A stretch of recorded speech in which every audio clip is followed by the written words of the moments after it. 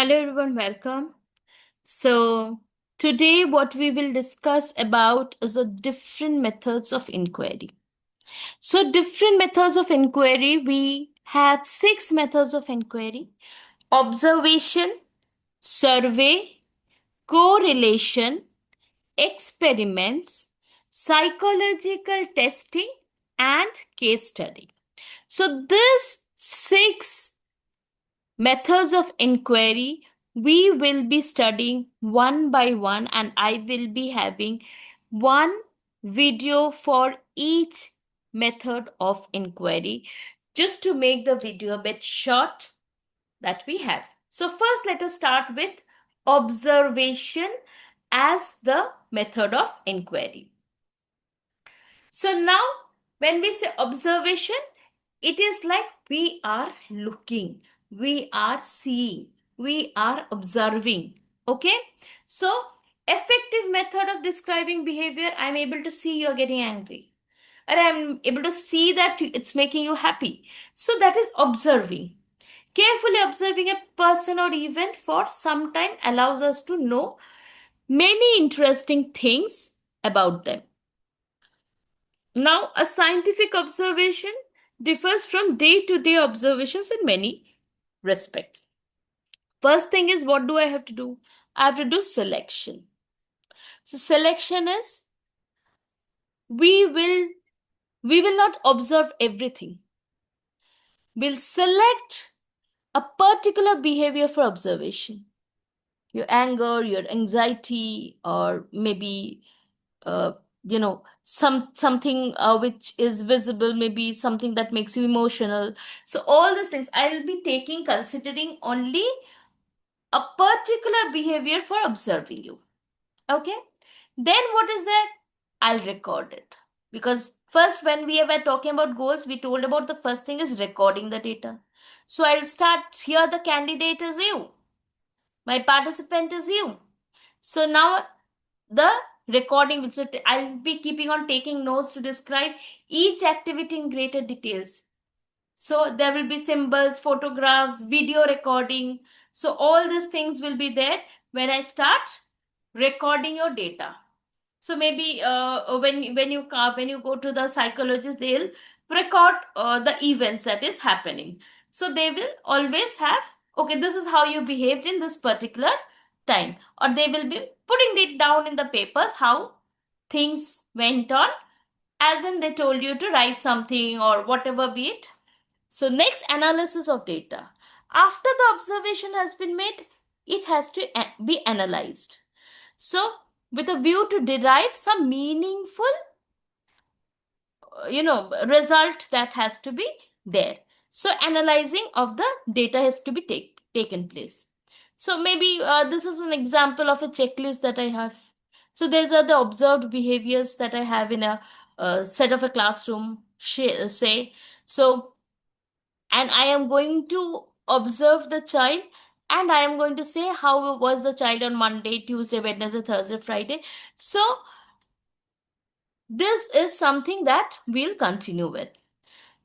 Like, what are the observational methods that we have? So a good observer knows what is he or she looking for,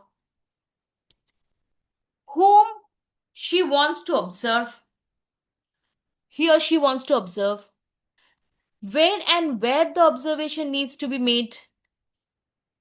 All these things is taken into consideration.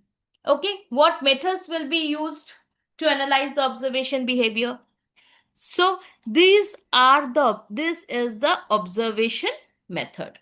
Okay, so now we talked about the observation method. We told you it is seeing something, you are taking down the details of it, and then going ahead bringing it to a result.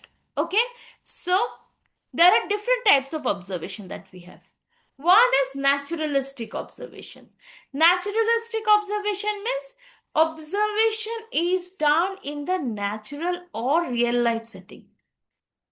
You are into your feasible zone, you're into your feasible area wherein you can go ahead and has an observation. Controlled observation, where it is done in a laboratory.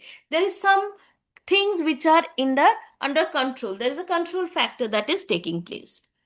So here, naturalistic, you have observations are done in natural or real life settings. Controlled observation are done in laboratories. Naturalistic observer makes no effort to control or manipulate the situation for making an observation. Whereas in controlled observation, many a times there is a need to control their certain factors that determine the behavior, as they are not the focus of the study.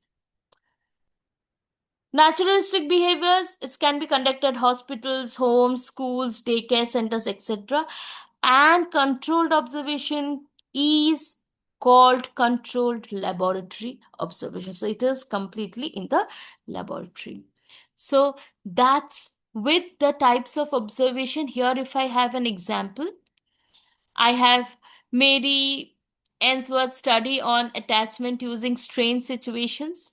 So observations were, recorded every 15 seconds and placed into behavioral categories. How things behaved. Right at home, when the child is happy, I am seeing how the child is behaving. Okay. Now, another, not only based on the surrounding but based on the participation. I can have non-participant observation and a participant observation. So observer decides to observe the person or event from a distance. So I am not a part of the event, but I am trying and observing it from a distance. Okay, so that is non-participant observation. Participant observation means I am a part of the group. Okay, so that is where I say I am a participant. I am a participant observer. Okay, so in non-participant observation, person being observed may not be aware that somebody is observing the person. Whereas in participant, a person is always aware. So there is a rapport building that takes place. Okay, non-participant, someone, an outsider sitting and observing may bring change to the observed behavior. But here the person is in rapport. So the person has got his or her own ideas that is being put in. Next, we have what is the advantages of observational method. It enables a researcher to study people and their behavior as it occurs. And what is the limitation? Labor intensive and time consuming. You have to keep on observing. Okay. And susceptible to observers' bias, values, and beliefs. So the observer might have some beliefs and ends up giving a conclusion accordingly. So we may interpret things in different way than what the participant may actually mean. Hence, the observer should record the behavior as it happens and should not interpret the behavior at the time of observation itself. Very important in observation methods. On spot decision does not occur. So give yourself time, observe the things, and then come to a conclusion. So that's it about observational method.